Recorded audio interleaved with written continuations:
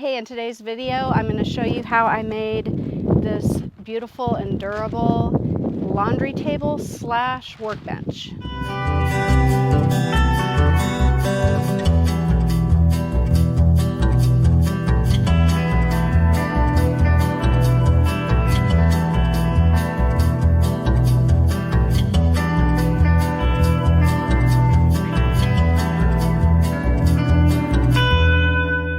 Hey there, if you're new to our channel, we're two rebels off grid, two dogs and two immature adults. If you want to stick around and figure out how to or learn about homesteading and all the things entailed with that, then this is the channel for you.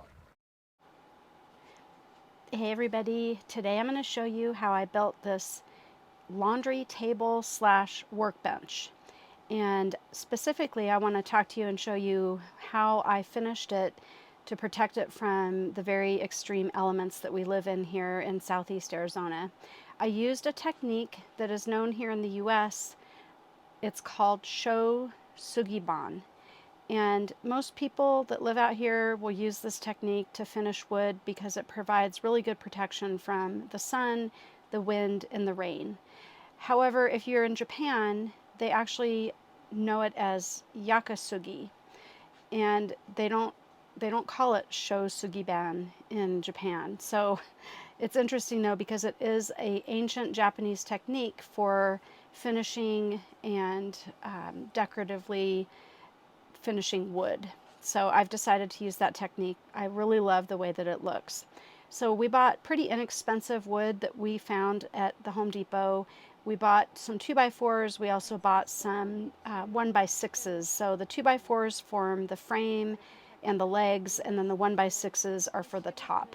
We were thinking originally we were going to use some old pallet wood for the top, but we just decided to go ahead with a little bit nicer wood. So you can see I've got my two Barron's galvanized steel laundry tubs here on the top that fit really nicely. And Barron's, these 17-gallon tubs are kind of hard to find.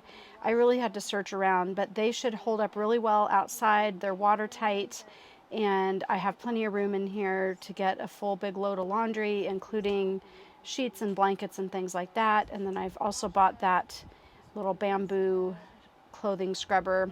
And then I left some space here on the end so I would have a place to fold clothes after they were dry.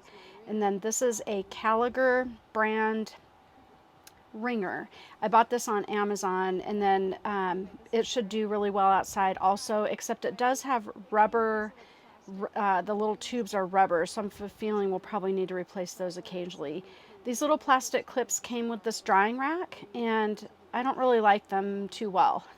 They work in a pinch, but I went ahead and found some bigger clips that will fit over this 1-inch bar, and those should be coming pretty soon. They're stainless steel, and that should work pretty good. This clothing rack actually expands out. You pull the ends out and it can get bigger, which is nice.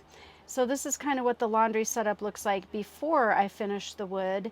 And I just want to show you how I did the Shou Sugi Bahn process and the tools that I needed to do that. So we bought a blowtorch back a couple months back, knowing that we would use it a lot for Sugi Bahn. We're going to be doing a lot of that around the property because it's such a great way to protect wood. And then you can also get away with using this less expensive wood and just getting a little bit more out of it for, less expensive by doing the Sugi Bahn process on it. So I'm getting ready here, and I'm gonna take everything off the table. I just wanted to double check and make sure everything fit okay, and it does. So here is an example of the first stage of the Sugi Bahn process, which is torching the wood.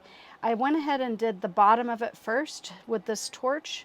I just really wanted to see what it would look like before I did the top, and make sure that I kind of knew how much propane to use and how big to make the flame, and it turned out pretty good. So I went ahead and did the legs and the sides, and then I've got it flipped up here now, and I'm going to show you with the torch how I did it along the top here, so you can see how I finished it. It's kind of weird because in some places the heat kind of almost makes it start to burn, and that's okay. You just don't want to start a fire, basically. And it's okay if it burns a little bit more. Traditional Yakisugi, which is the Japanese way of pronouncing it, they actually char the wood pretty good. I'm not using as much char on this since we will be using it as a laundry table. I'm actually going to be scraping off a lot of the char, but traditionally you wouldn't scrape off that much of the char. You would just kind of scrape a little bit of it off so that the wood could absorb whatever finishing oil you're going to use on it.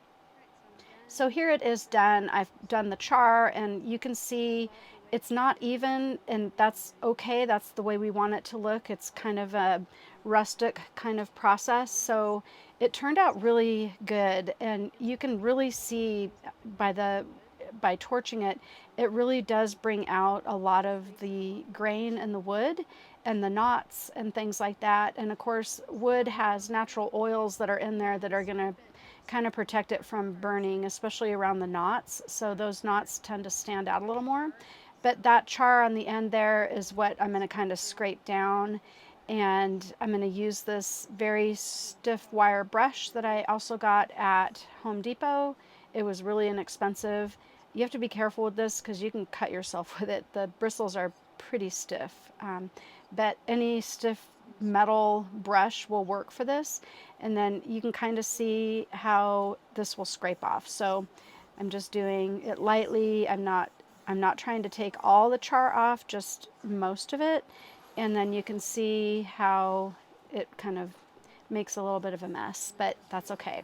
So when I'm done scraping this table down, I'm going to wipe off all that char dust and make sure it's completely clean before I apply the sealant that I'm going to use, and I'll show you that in a sec. So here I am just scraping all the char off, and it kind of reveals a little bit more of the wood and kind of evens everything out. This is the sealant that I'm going to use. It's Watco brand tung oil, and you shake it up. I'm just using an old coffee canister that we had laying around, and then applying a thin coat on, but you want to make sure that you cover it thoroughly. I bought a whole bunch of really cheap chip brushes on Amazon. I don't like the fact that the handles are plastic. I didn't realize that when I bought them, but they work really well for stuff like this because with tung oil, it's very thick, and when I'm done with it, I just want to be able to toss it. It's not a paintbrush that I want to clean and reuse. So I got the first coating of the tung oil on here. It needs to set up and dry for 24 hours, and then I'll be putting a second coat on and show you guys how it all turned out. Thank you so much for staying to the end of the video. And you can see this is done. I got the second coat of the tung oil on it yesterday, and it had time to dry, luckily, because last night we had a pretty big windstorm, or not windstorm, thinking wind because of this right now, but we had a big rainstorm last night, so the water beaded really nicely on it, and it didn't seem to absorb any of the water, which is great. So I really highly recommend this type of finish for being out in the desert. It really holds up well to the elements because we do get a lot of sunshine out here, obviously. And this is going to be great for my laundry table, and also it can double as a workbench. So it's a nice height for that. We were actually talking about adding a shelf kind of halfway up. We may do that to store stuff on, but that's probably going to be in a different video. All right, so I hope you found this video helpful. Thank you so much for staying to the end. If you hadn't had a chance to subscribe to our channel yet, we would super appreciate it. We're trying to get to 1,000 subscribers, and we really appreciate you following along. Take care.